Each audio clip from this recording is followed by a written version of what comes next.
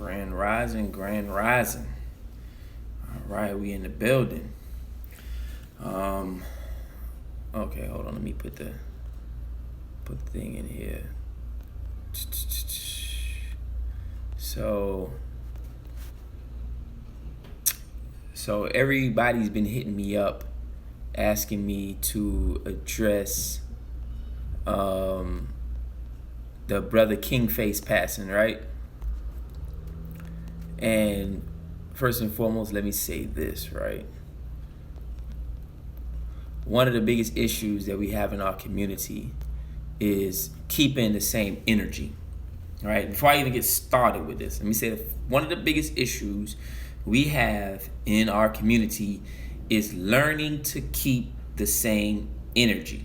Now, what do I mean by that? Some of the people who are celebrating this brother's passing, right, are some of the same people when I made controversy statements about the passing of Kobe, not necessarily his passing, but his legacy that he left, right? The finances that he left. People were like, oh, brother, it's too soon. Oh, brother, you too insensitive. Oh, brother, why the hell you give a damn about his money? Oh, brother, you just jealous. Oh, brother, love is love. Oh, brother, you bought the bullshit. Oh, brother, you trying to hold another black man back. Oh, brother, you this and that and that. Oh, you fake woke. Oh, blah, blah, blah, blah, blah. Flagging my posts. You know, the shit on Twitter went viral. It went so viral that my page got shut down. You know what I'm saying? And actually, somebody from his camp actually reached out to me, which was crazy. Somebody from Kobe's camp actually reached out to me because it actually went so viral. But anyway, that's another story for another time. Anyway, and again, let me reiterate this. I was not making light of Kobe's passing. I was not being disrespectful to his passing. I was speaking in the moment of that time, right? And bringing light to the situation. As the Europeans say, I was striking while the iron was hot. I was showing you, listen, now that Kobe's gone, right, what's going to happen to his resources that he accumulated? All right, boom. That's all I was saying, essentially, right? People came for my head. People came for my head. Now, with the passing of the gentleman Kingface, right? I see there's a different level of energy. Oh, good. Let him rest in peace. You know, he's a coon. He's a this. He's a that. Let me just say this. The same people that's saying that was not too critical of Kobe. Now, we can't pick and choose because somebody could dunk good or because they could dribble a ball, how we mourn the passing of somebody who was anti-black, right? Anti-African. You get what I'm saying? I'm being very careful the way I choose my words because, like I said, I have people reach out to me from the brother's camp. You know what I'm saying? And I'm not trying to end up in no litigation, no lawsuit, no shit like that for no slander. And I'm not trying to slander him. I'm just saying that we got to be careful that we pick and choose who we mourn, even though they had anti-black, pro-black sentiments, right? Because we all know the statements that he made about Kobe, and I'm pretty sure a lot of people say, well, he apologized what he said about Kobe. We all know that it was Nipsey, R.I.P. Nipsey, that got the brother to apologize. We all know that the brother did not have the best sentiments for African people. Like, let's just be real. Let's keep it a buck on this. We're not gonna play about this. Now, in reference to how I feel about the brother Kingface passing, it makes me no difference. You know, I know some people are saying some things like, oh, well, you know, one less coon. I'm not going to be happy till all the coons are gone. That's just me. I'm not going to celebrate, you know, the passing of one person who was anti-black and spit some rhetoric. And I'm going to keep it all the way 100. Hold on. Okay. I'm back. All right. I'm going to keep it all the way 100. I necessarily didn't have a problem with some of the things that Kingface was saying, right? Because we need to do better as a people. I had a problem in how he directed his message and who he directed his message to. I have no issue with some of the things that he said. We need to do better. We need to organize. We need to, et cetera, et cetera. Now, that whole Trump BS and all that other bullshit, I know that but that is what that is. But some of the things he was saying as far as like organizing and stopping, violence in our community and things, of course, why would I disagree with that? Like, that's 100% agreeable. I think we all want to end violence and domestic violence against our women and raise our children and create families. Like, I agree with that. But it's how he was saying it and who he was saying it to that I had a problem with. Because he wasn't saying it for black people. Let's keep it at 100. He wasn't saying it for black people. He was saying it to gain white approval. And that's the problem I had. Same thing with Candace Owens. She's not saying it for black people. She's saying it for white people's ears, to catch their ears. So that's the problem I have with them.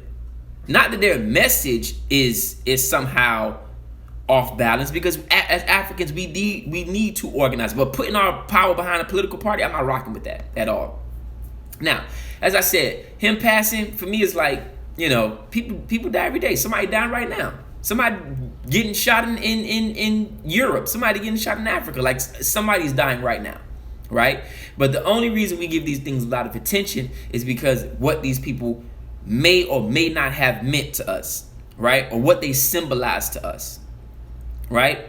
Because again, Kobe, Kingface, in my opinion, the only difference is one could jump higher and could dunk a ball. That I'm just keeping it in the buck with y'all. I'm just keeping it in the buck. The only difference to me is that one of them could jump high and had a wet jump shot and won a few championship rings. But the energy shifts based on how we feel about that individual. The energy shifts. How that person made you feel, it shifts. But we gotta keep the energy all the way around. We gotta keep the same energy, whether it's a Kingface passing, or whether it's a Kobe Bryant passing, or it's a Michael Jordan passing. We have to keep the energy all the way around. The only true victim in all this that I see as the only true victim is Kingface's 11-year-old son. You know what I'm saying? That's me. That's my only, viewpoint, is his 11-year-old son. That's it.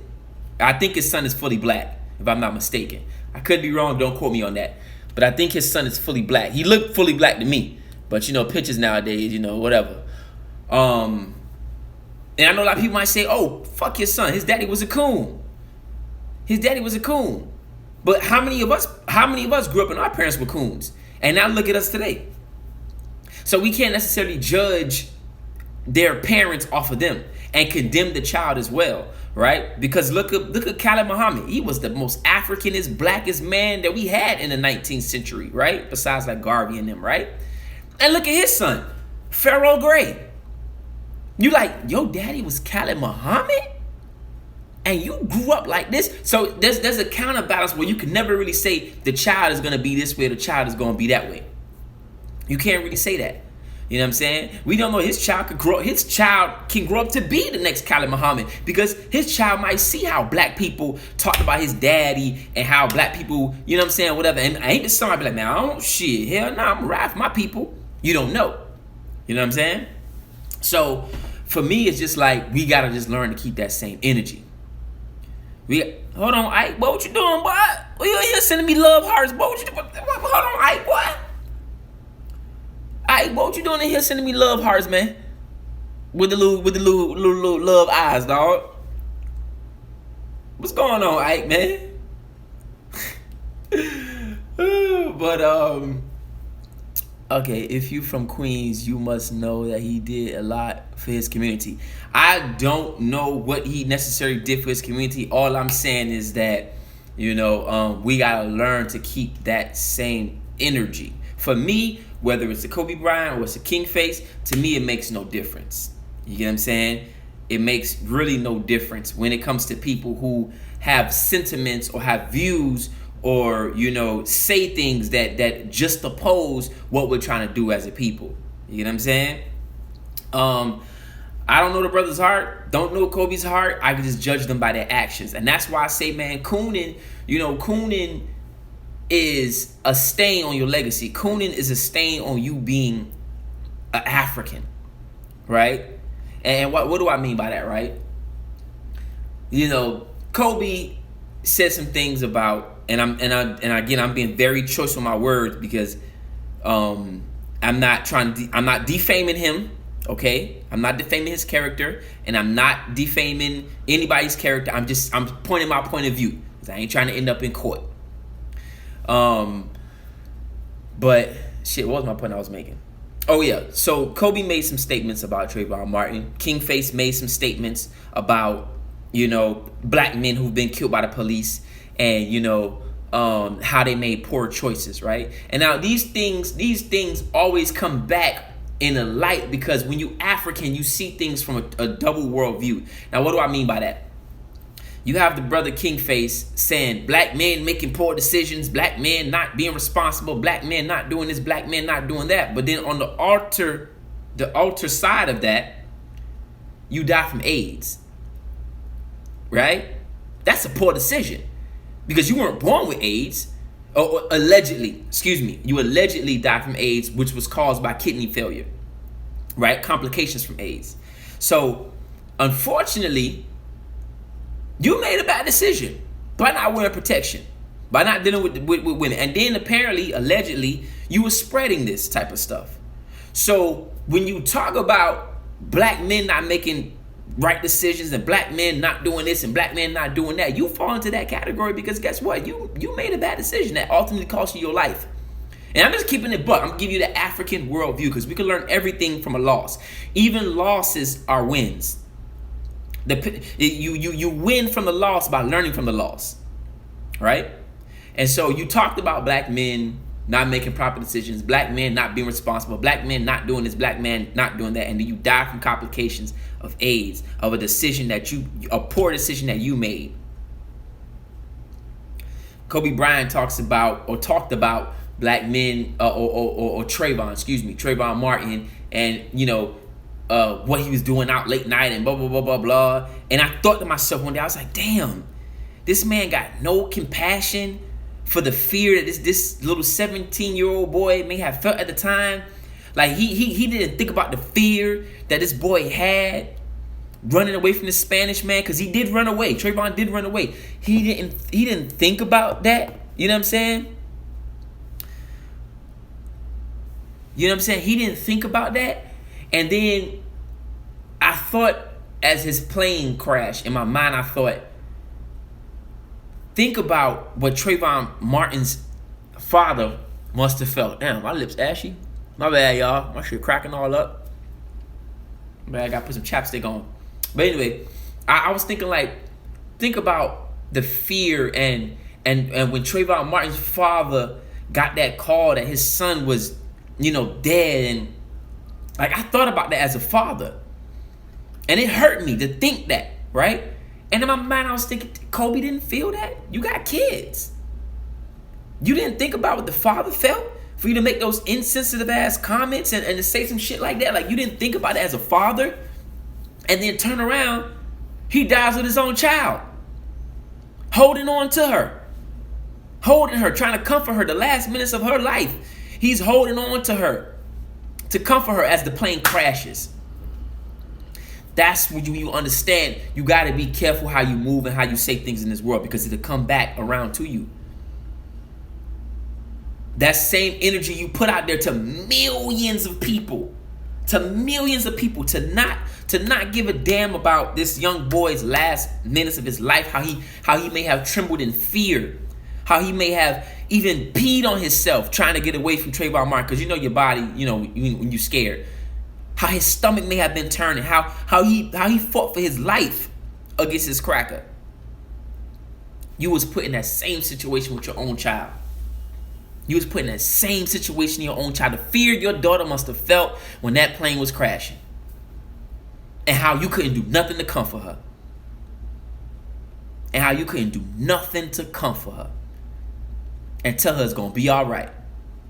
And that's not me making light of the situation. That's not me saying he deserved what happened. That's just giving pure facts.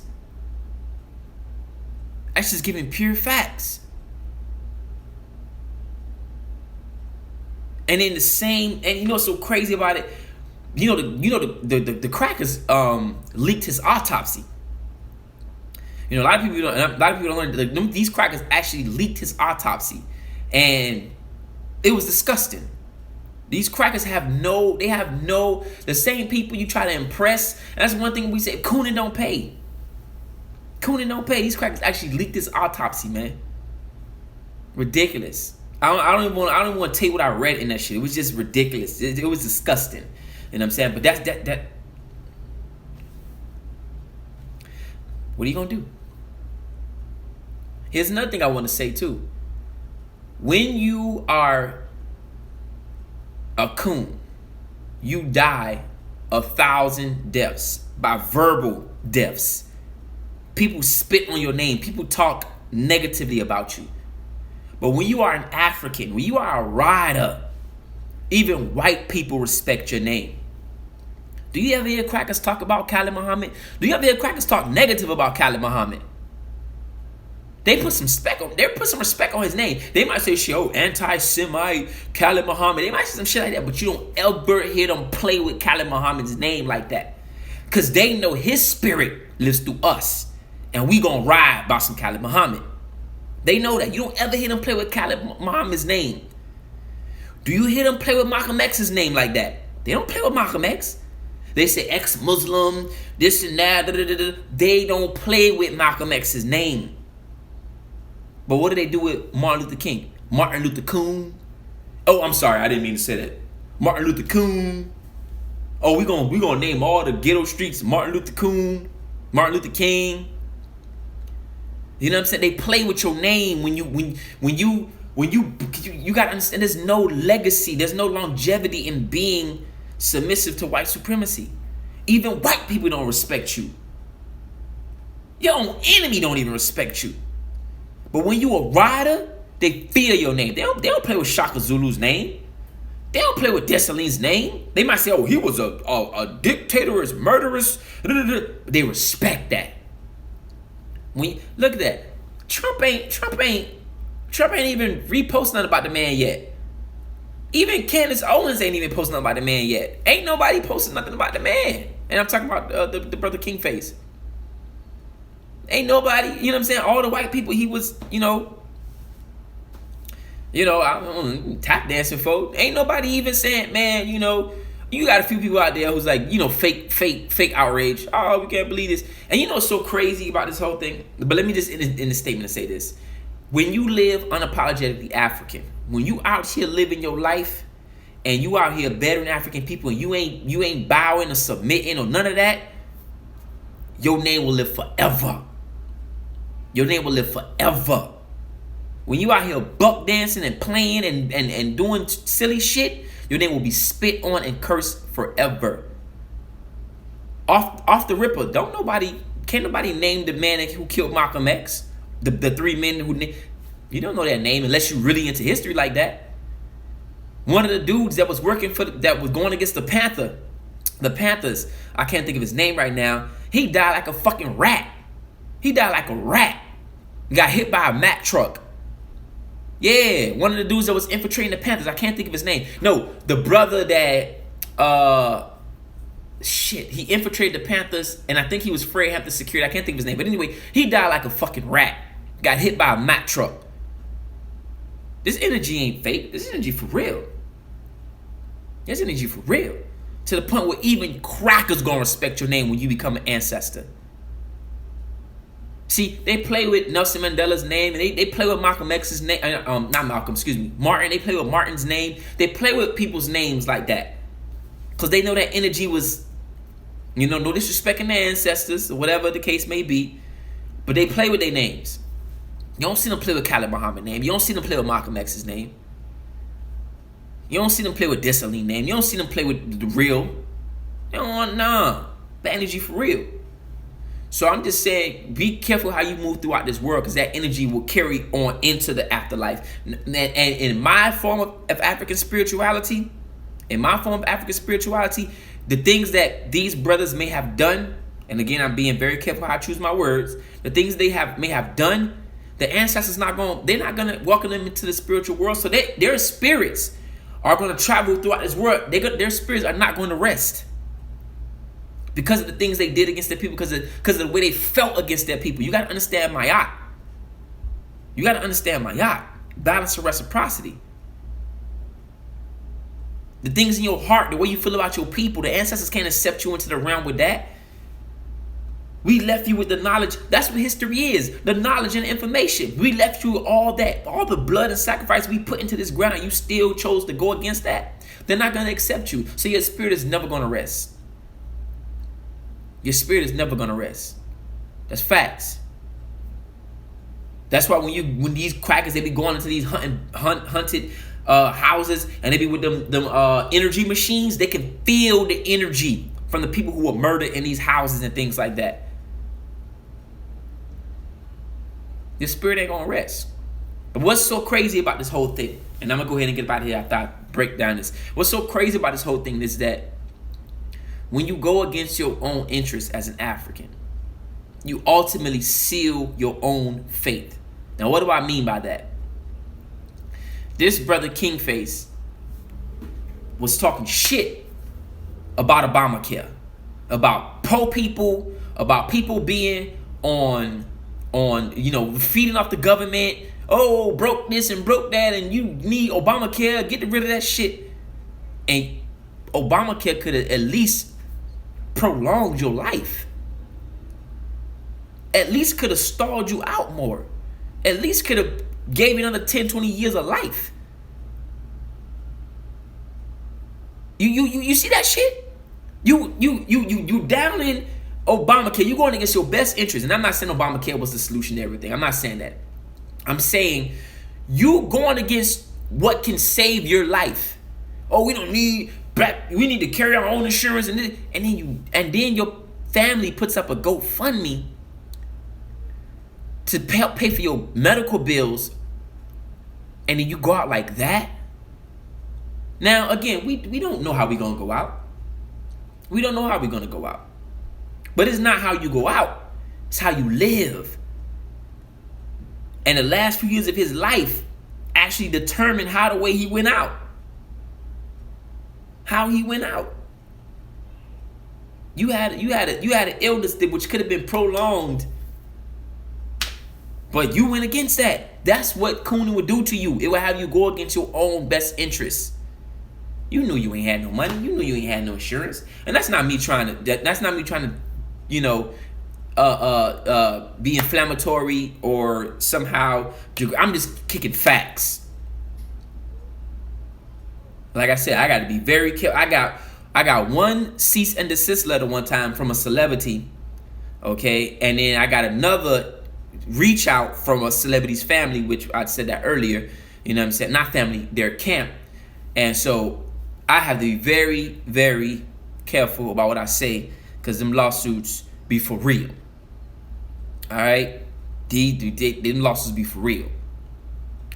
So, with that being said, just the energy that you carry throughout this life, man. The energy you carry throughout this life, man. It's real. It's real. And a lot of us don't want to admit this. I'll tell you even another thing. A lot of us don't want to admit this, but a lot of times we fail as African people because we went against our ancestors. Now, a lot of people don't want to hear that. I know y'all don't want to hear that, but that's the truth. That's the truth. If you look at West Africa, a lot of our ancestors, for the most part, was on that Islam stuff. I'm gonna keep it real. A lot of us was on that Islam stuff in West Africa, because a lot of us had got kicked out of Europe and went back into Africa because they kicked us out of Europe. The Moors, right? And so we went against our ancestors because we took on Islam. A lot of us stopped practicing African spirituality, and we start messing with the Christianity. We start messing with the Islam. We start messing with every other religion, and then we ended up in slavery. Do you know that there was actually Hugans, right? There was actually people who were saying, don't let these white people. I'm dead ass. Just go do your research on this. There were actually spiritual people saying, don't let these white people on this land. wage war against them. Matter of fact, there's a good movie called Serafina. I did a YouTube video on it. It's called Serafina. And she was a true life story. She was an African spiritual person. And she was like, yo, we ain't fucking with these crackers. We not. Our ancestors said, do not mess with them. Do not mess with them. Right? And she was in that Congo, Togo area. She was up in that area, right? True life story. Her name is Saratoga. Sarah something. But I did a YouTube video on it. You would see that they were African people that was like, we not messing with these crackers at all. They have to go. And they killed a lot of them. They killed a lot of white people. But guess what happened? The white people start using the Muslims. They got the name right there. The white people start using. Not Serafina. Not the South African movie. No, not the South African movie. That's the dancing movie with Whoopi Goldberg. Not that movie. It's Saratoga, something. It's on my YouTube channel though. But a lot of our ancestors were like, yo, we not rocking with them. And it was the Muslims and those people who was like, and start helping them enslave us. So when we go against our ancestors, we always fail. Always fail. Always fail. Because our ancestors are our history, and our history is our ancestors. They laid the foundation through their blood, through their sweat, through their murders, through them being lynched. Like, that is an example to show us we know who the real enemy is. We should know what time it is. You gotta understand, there's two people in this world. There's two people that go to there's two people in this world. There's a person who goes to war, and there's a person who lets the war come to them. Understand that mentality. There's the people who go to war, and there's people who let the war come to them. But you know what I'm saying? So, with that being said, man, it's to me, either way, I'm not happy the brother's gone. I'm not sad the brother's gone. The only kind of sentiment I do have, I guess, is for his son. Because who knows? You know what I'm saying? Like, and I think about one thing he said too. This is another thing he said. He said, oh, well, and what's so crazy is he was actually somebody who was on the wrong side of the path, right? Going down the wrong road in life, right? On some gang stuff. I heard he was a blood and stuff like that. And, it's funny that he would basically, well, if black man with this and that, black man, should respect law enforcement, and black man should, and if they get shot by the police, it's their fault. Essentially, I'm just paraphrasing. That's what he would say, right? But my thing is, how you know that black man wasn't gonna change? The same way you change. I mean, you got tats on your face, you got tats on your arm, you was allegedly a blood and all things like that, but you changed though. So why you cutting somebody's life short? You changed. What if you would have got killed before you was able to change? That's why I don't condemn nobody no more. That's why now I might say my things about coons in the streets and things like that, but I don't cut nobody's life short. Because what if Brother Hassan would have got killed in these streets? People don't know I was out here for real in these streets. People from my city know. People who know me, they know what it is. You know what I'm saying? What if I would have got killed before I got my awakening? Before I got my call, before my ancestors reached me? What if I would have got killed? So I can't cut nobody's life short and say, oh, you deserve the and you should have complied, or I can't do that. That's not for me to do that, because my shit could have got cut short 1,000,000 times. Trust me. Trust me. Trust me. You know what I'm saying? And that ain't no bragging. That ain't no. I was out here for real, head first in these streets. So I can't look at somebody else who didn't get their wake up call and be like, "Damn, that's good of him." I can't do that, because you just don't know what the ancestors have planned for you. You just don't know. You just don't know. But again, like I said, for me, it wavers on either side. Like, for me, I don't have no, sadness. I don't have no joy. It just is what it is. I would hope his son would move in a greater light. I would hope his son would move in a more profound light. That his son will be more African. Because I think his son is fully black. I think his wife was black, but he was cheating around with these Spanish and white girls. You know what I'm saying? But all in all, I just want to say, man, we just got to learn to keep the same energy.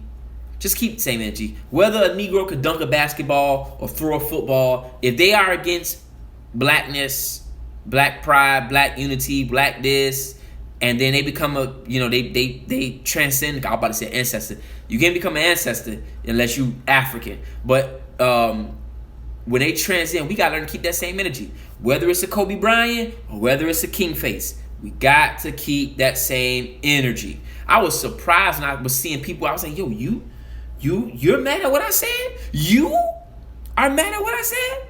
You putting Kobe as your profile picture? I was shocked and disgusted at a lot of so-called pro-black people. But you know what? I shouldn't have been, though. I really shouldn't have been. I should have expected that. I should have expected that. Because a lot of people online be playing, and people from their city reach out like, that nigga ain't on that for real. Or she ain't on that for real. She be blah, blah, blah, blah, blah, blah. Or look, they got pictures with white folks. Like, I should have expected that. Because I'm going to tell you something. If you think the real world is fake, how people be out here stealing from you and doing this shit, you ain't seen fake until you try to be Pan-African or conscious on social media. That's when you see the real fake. If you think life is fake, wait till you come to social media. That's the real fake. That makes real life fake look like nothing. When I tell you some of these people out here who be talking, and for me, I'm not even going to make it a habit to even try to expose people, even say anything about people, because then, people, the one thing about us, we have this ideology, we have this, I want to say, worshiping mentality. You know what I'm saying? Where, and I tell people like, listen, don't follow me, follow the message. I'm just a vessel here to give the message. I'm a man like everybody else. Who knows? I might go to the state today and punch a black person in the mouth for saying something I don't like. Like, I'm human, right? Follow the message, not the messenger. That's what I always say. You know what I'm saying? I carry a strong message. I know I carry myself on a level of discipline. So I won't say I'm perfect. You know what I'm saying? But I damn sure know I be moving in that light, boy. I be moving on that discipline light. I don't play around. But with that being said, I'm not going to go and try to expose people and show the flaws in their ideology and point this out. Because then people going to start saying, oh, you a hater. Oh, you just mad because you ain't this. You ain't got that type of level of support. Or what is it, followers. I ain't got no followers. I got supporters and I got family. Everybody on this page, besides the people who just watching the hate, because there are some people just watching the hate. There are some people just watching the hate. But I ain't got no followers. I got supporters and family.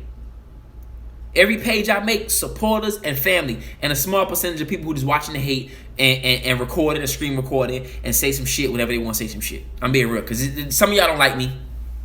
And that's cool because y'all don't know me.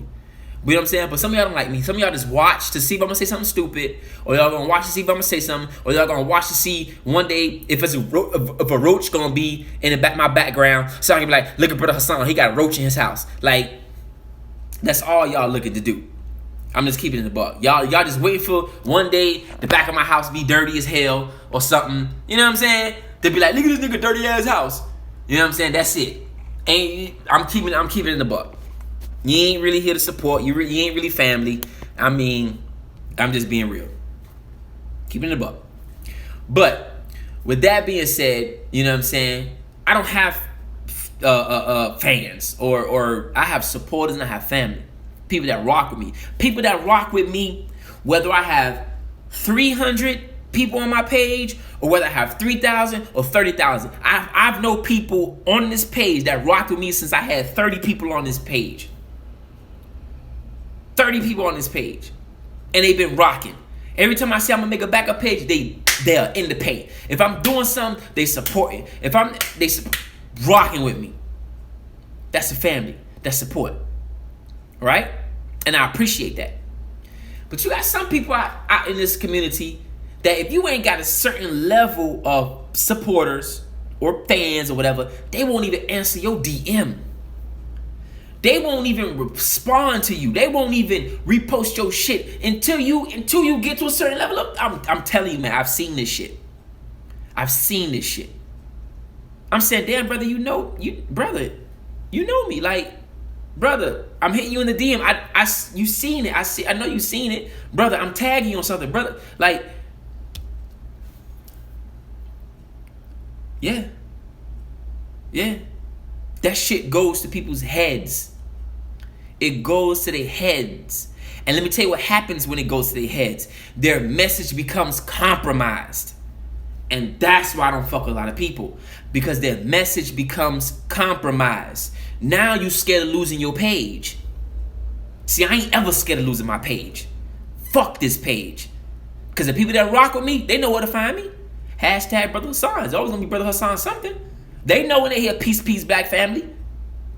Fuck this page. You know why? Because then if I ever get scared of losing this page, now I change the narrative that I bring to the people.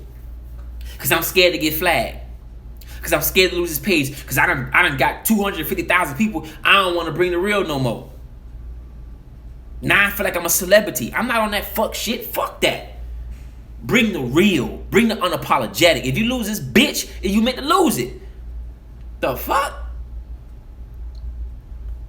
You know how many people try hiding their pages, locking their... Man, them crackers still gonna take this shit. This ain't your shit. This is something you could just use to better your people. This ain't your shit. Even if we create a black whatever the hell it is, this ain't your shit either. This ain't your internet. They can shut your shit down. Fuck that. I'ma always speak how the fuck I speak. Take this page, I'll make another one tomorrow. I don't care. Because you're not gonna censor what I gotta say to my people. And y'all know me. I probably been the most censored motherfucker. And one thing I don't ever do too. I don't ever look at how many people follow or how many people are on the page. I don't ever do that. And the reason why I don't do that is because when I begin to look at how many people, and this is how the brain works. When you begin to everyday log on your page and look at, I got 6,000 followers, right? And I'm using the term followers so you can understand what I mean. But I got 6,000 followers. I got 10,000 followers. Then you begin to internalize how many people is watching your videos. Then you start, then a subconscious fear starts going in your mind like, damn, what if this person see this? Or what if that person sees, or what if my job sees this? Or what? I don't give a fuck. That's why I don't look at it. That's why I don't go look at the views. Like if I see a comment, I'll comment and I'll get off. I'll post something and I'll get off. I'll put it and I'll get off. I don't look at it. I don't internalize it because then things are going to start playing in your mind. Fears are going to start coming over your mind. You know what I'm saying? You're going to start being out in restaurants, damn, is this person following my page? Oh, this white person might know who I am. Like, fuck that. Post what I got to say. Do what I got to do. Get off. Keep it moving. You got to understand that. A lot of people are not going to give you the real because they're scared to lose their Instagram page. They're not going to say what it really is. It's going to, like I always say, remember what I always say, it's going to sound black. It's going to sound pro-black. It's going to sound like, but it ain't going to lead no results. It ain't going to change your mind. It ain't going to really hit like bam, like it's supposed to hit. It's going to be like, yeah, that made me feel good. Yeah, that was on point. Right. Yeah, I get what you're saying. But it ain't going to be the real. Because they scared, damn, I might lose, these endorsements. I might lose this blue check. I don't want my page to get flagged. So I'm going to talk about black issues, but I ain't really going to talk about black issues. Like, I'm just going to talk about some of the things and blah, blah, blah. And that's why I say, man, hey, at the end of the day, like I said, man, real going to recognize real going to fuck with it. And that's just it. That's why I know I got a real family out here. A real family. Like, I know everybody's name when I be seeing when I go live. I see the name sometimes. Sometimes I don't see the name. Sometimes I might get a DM from somebody and see the name. I see the names. You know what I'm saying? I see the names and I know who rock and I know who don't rock. You know what I'm saying? I see who support. I might not know everybody personally. I might not know everybody in general and blah, blah, blah, but I know. I see. Trust me, I see a lot. People send me a lot. People send me a lot of screenshots. You know what I'm saying? A lot of things people be saying about me. It's all cool. Can't nobody say I frauded them. Can't nobody say I wasn't genuine with them. Can't nobody say I won't 10 toes down with them. You feel me? Can't nobody say, everybody talk, oh, he's scamming money for this and that. Prove it. Everything. And that's why I start in late 2019 or 18, I start recording things and putting it on my YouTube. Just to show people like, yo, this is what it is. Not to show off, but to show people now, yeah, I really did what I said I was going to do with the money and blah, blah, blah. Very transparent. Because you get so many Negroes out here who broke and who projected, they're going to project their bummy, scummy behavior onto you. Oh, he a thief. Oh, he a scammer. Oh, he ain't really reading these books. And then when you get in their ass, they not even the ones reading the books. They the ones out here making fake GoFundMe pages every 3 days on their Instagram page. Like, I see a lot of you dudes. I see a lot of y'all. I see a lot of y'all with the fake GoFundMes talking about starting schools in Africa and all that type of stuff and feeding off. I see a lot of y'all. I see y'all. I just don't make a habit of calling out, because when you call out, if you make a habit of calling out the fake, I'm gonna be up here all day. I'm gonna be like fucking all day up here, just calling out the fake, calling out the fake. And I say all that to say this: the more knowledge you acquire from the African worldview, the more humbler you're supposed to become. Understand that. The more knowledge you acquire from the African worldview, the more humbler you are supposed to come. The more of a servant to your people you are supposed to become. That's why we know the people who originally told the story of Jesus, the fake story, because it's a fake story. The people who originally told the story of Jesus were African people. Because the more knowledge Jesus acquired, Yahshua, whatever imaginary name y'all want to call him, right? The more he became a servant to his people. The more he became a servant to his people. The more knowledge you acquire, the more you are supposed to become a servant to your people. That is the African worldview. That's why when you go look at the Jalays, when you go look at the elders in the villages, they gain the level of wisdom and they become servants to their people. They give information. Sit down in my lap. I'm going to teach you. I'm going to educate you. But when you have that European mindset, the more knowledge you get, the more disrespectful you get to your people. Oh, fuck you niggas. I'll block you, man. Get the fuck off my shit. Yo, stupid ass. Man, you bitch ass nigga. Shut up, nigga. Oh, boo. But then, watch I talk about white people now. But the more knowledge they get, oh, you dumbass nigga. You don't know the fuck, nigga. You ain't read this book. You stupid ass nigga. You ain't read this shit. You dumbass niggas. I ain't dealing with you dumbass niggas today. You dumbass niggas. You niggas are stupid. Dumbass niggas. Fuck with you dumbass niggas today. I'm like, yo, that's how you talk to your people?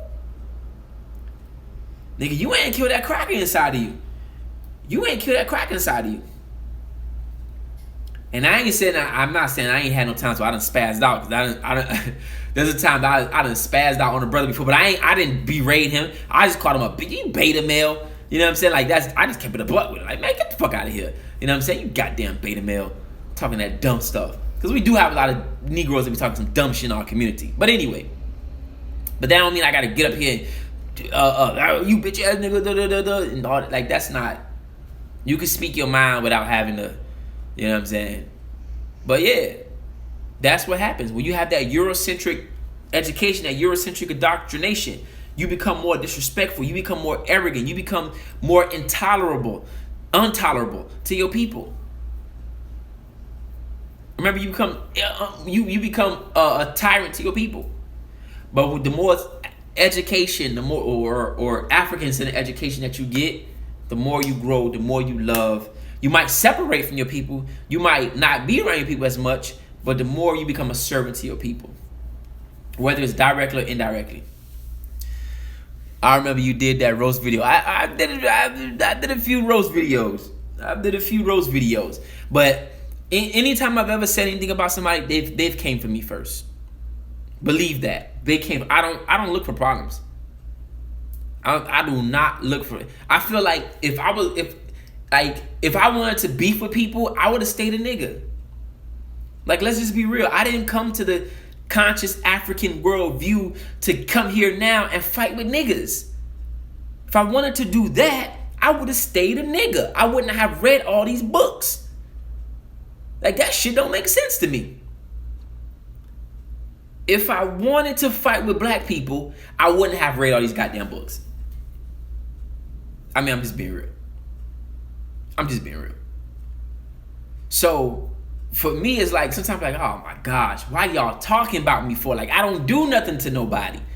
You know what I'm saying? But I realize that a lot of times when people don't like you, it's not that they don't like you, it's that they don't like themselves. They just don't understand why they don't like you. Some people don't like you because they can't find dirt on you. Some people don't like you because you able to do what they're able to not do. You know what I'm saying?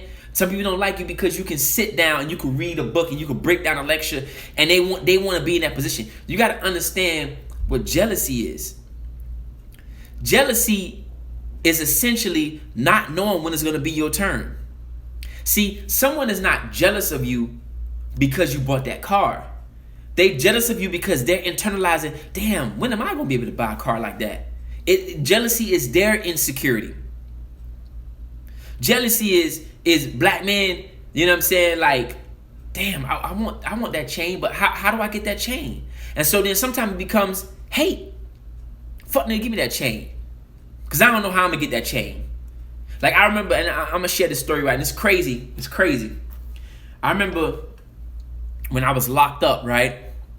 And I had been in there about 2 years, going on 3 years. And I remember I was in there with a homie. This is my homie. I ain't know him from the street, but we ended up being cool in jail. And so I was in there about going on 2 years, 3 years, and he was in there about going on 4 years.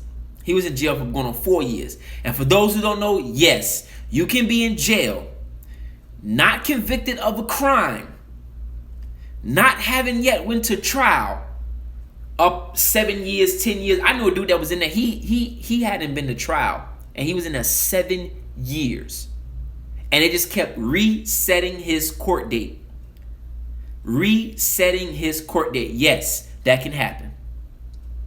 You can be in jail for 3, 4, 5 years without being convicted. So yes, I was in jail for about 2 years, going on 3 years, right?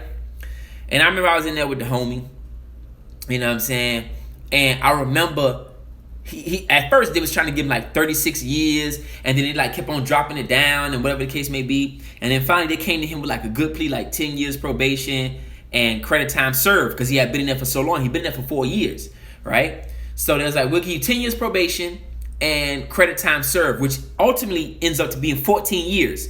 Because if he'd been in there for 4 years and he had 10 years probation, that means he's going to be under correctional supervision for 14 years, right? That's the game they play with us. So anyway, I remember he was going home because he took the plea. And I'm not going to lie, a part of me felt like, damn. Like, I felt like jealous of him because he was going home, right? But it was not jealous because I didn't want him to go home. My subconscious fear was, damn, when am I going home? Because that's what jealousy really is. Jealousy is your inadequacies, you not knowing. When are you going to get this? When are you going to be like this? When are you going to get the job promotion? It's not that you don't want to see the person do good. It's your deep down inadequacy. It's you not knowing. When am I going to get that Benz? When am I going to move to Africa? When am I going to be in a love relationship? Because you want to be in love. You know what I'm saying? When I'm going to find Mr. Right or Mrs. Right? And so you internalize that jealous feeling because it's the not knowing.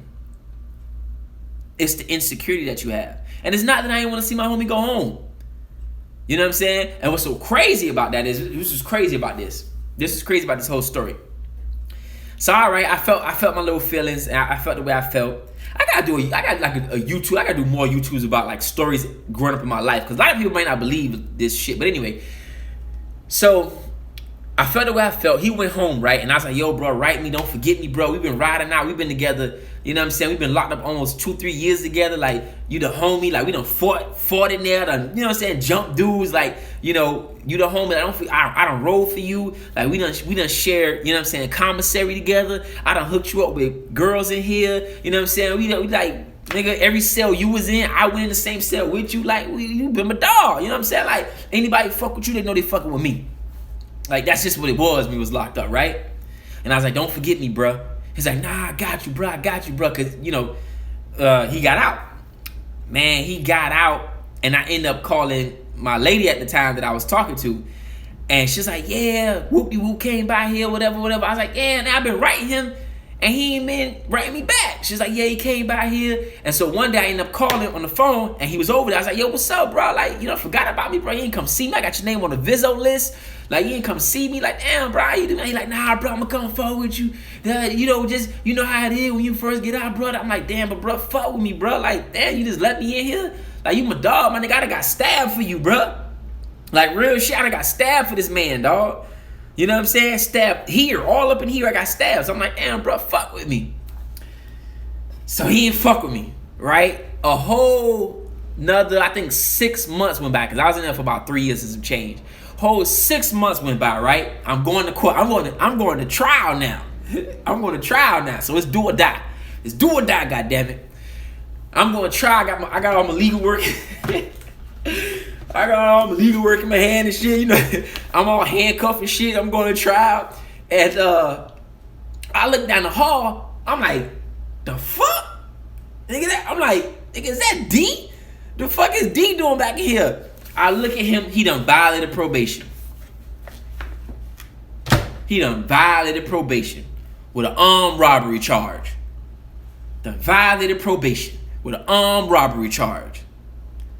I say, damn, bro, what's good? He's like, oh, man, you know, niggas lied on me, champ. Niggas done lied on me, bro. Man, I ain't even robbed the man, bro. I said, damn, you ain't robbed the man? He said, I was the driver. I said, you was the driver, huh? He said, yeah, bro, I ain't even robbed nigga, bro. Now so, you know, anybody know, if you violate probation, there is no bond. It doesn't matter if you violate probation with a fucking misdemeanor. Violation of probation is a violation of probation. That's your ass. You are in. That's what Meek Mill. So you see the Meek Mill situation? That's what Meek Mill had. A violation of probation for what? Popping a willy or some shit like that. Violation of probation is a violation of probation. Okay? Democrats don't play that shit. They do not play that shit. So, boom. He in there with a violation of probation and a new charge. Woo! That's a killer. Not only you got a violation of probation, but you got a violation of probation and a new charge. So it means you got to fight a new charge. But anyway, long story short, getting around to that, I end up, you know, coming home. Right? I end up coming home. He ended up getting 15 years. They gave him the whole 15. Bam! In your ass, bitch. Take that. Bam! Woo! I came home. I'm out of jail, bitch. Can't tell me nothing. I'm free. So now I'm sitting home, getting readjusted to life and everything, you know, getting whatever, trying to figure out what I'm gonna do in my life, you know, whatever the case may be. And I said, damn, my bruh. I say, damn, let me write my bruh. So I look him up online, boop, boop, boop, boop, boop, boop, boop, hit him up, find his inmate information. I send him I say, damn, bro, what's good with you, bruh? You know what I'm saying? I miss you. You was my dog. Nigga, I got stabbed for you. Nigga, remember that time, blah, blah, blah. Sent him a few pictures and everything like that. Like, bro, he wrote me back. He said, I ain't gonna lie to you, bro. When I got your letter, I cried. He said, bro, I cried, bro. He said, because I know when I got out, I ain't fuck with you. And you was trying to fuck with me. You know what I'm saying? He said, man, I was bucking you. He told me straight up. He said, I was bucking you. He's like, man, I ain't had no time to write you no letter. I wasn't answering the calls. And what's so crazy is this is the crazy part about it. I hooked him up with my girlfriend's sister. So he used to be around them because he was dating my girlfriend's sister. And he still wouldn't hop on the phone with me. He you know what I'm saying? Like, so he said, bro, when I got that letter, man, I cried, man. He said, man, when I seen the pictures you sent, man, I cried, man. I cried. And I said, yeah, man, you know, that's what it is, man. I wrote him a few more times after that. He should be out by now. Matter of fact, I gotta look up, bro. You know what I'm saying? But I wrote him a few more times after that, and then I deaded the friendship, man. You know, like 50 Cent said, man. 50 Cent said some real shit, even though, you know, whatever the case may be. He said, man, just because I fuck with you in the pen, don't mean I'm gonna fuck with you when we get home. And I realized that he ain't fuck with me when he got home, so I just deaded the relationship from there. I wrote him a few more times, you know, keep your head up, bro, you know, this and that. And that's it. You know? And that's it. I ain't wrote him a few more times. I ain't ever go see him, nothing like that. I ain't put no money on his books. Just wrote him, let him know, like, damn, bro, you know, that really hurt me too. How you know, left your boy and shit. But it is what it is, man. But what the fuck? How did I get on this subject? I don't even know how I got on this subject. I really don't know how I got on this subject. But, like I said, got to be careful for folks who out here, you know, watering down the message because they scared to lose their Instagram page or lose their followers. You know what I'm saying? Because those are the people, man. And that's why, and this is why I always said this. See, a lot of things I say for a reason. This is why I don't take money from white people. This is why I don't sell my products to white people or non-Africans. Remember when I did a documentary? I said only black people could buy the documentary. Only black people could buy the t-shirts. Only black people could buy my clocks. Only black people could buy this. Now, you asking why I say that? Because whoever feeds you controls you. And that's why I always say I only want Africans to purchase this. I only want black dollars. I only want black money. I don't want anybody else's money. Because when they begin to feed you, then it's, hey, man, I donated to that. Wait, hey, man, I gave you this. You can't tell me nothing because you're not my support system. You're not my family. When I do something, I don't do it for you. I do it for my people. So therefore, I can say whatever the fuck I want to say about you. But when you get to that certain level and you get certain non-black people following your page and you get certain non-black people on your YouTube page and shit like that, watch how the motherfuckers start acting. Yeah, every time you will see it, I ain't been wrong yet. I ain't saying I'm always right, but I ain't been wrong yet. You will always see their message will go from rah, rah, rah, rah, rah to pictures with white girls and doing videos with white people and, you know, lectures with white people and just you know, a whole bunch of European shenanigans. And you're like, you's a nigga. But anyway, I'm going to go ahead and get up out of here. For somebody to call me a hater. What's your Facebook? Brother Hassan. But I'm kind of tapped out on Facebook because I think they only allow you to have 5,000 family members on Facebook. So everything is always going to be Brother Hassan. And you would know it's me because I always have my grandma's photograph up there. That's my Tian, my gun. She watches over me. That's that ancestor right there. She watches over me. But just to wrap it up, everything gonna be Brother Hassan. But just to wrap it up, with the King Face situation, you know, I neither fear nor sad about it or happy about it. The only status I feel is for his son. And we just gotta learn to keep the same energy, man. Whether it be a Negro that could dunk or a Negro that could run or a Negro that could whatever he can do that makes him special in the white world, right? We just gotta keep that same energy. Gotta learn to keep that same energy. Don't get me wrong. Hey, there's a few celebrities out there that I'd be like, oh man, that was cool, you know. But I respect people like Denzel. That's people I respect. Now I ain't gonna say he like the God or whatever, but I respect people like Denzel.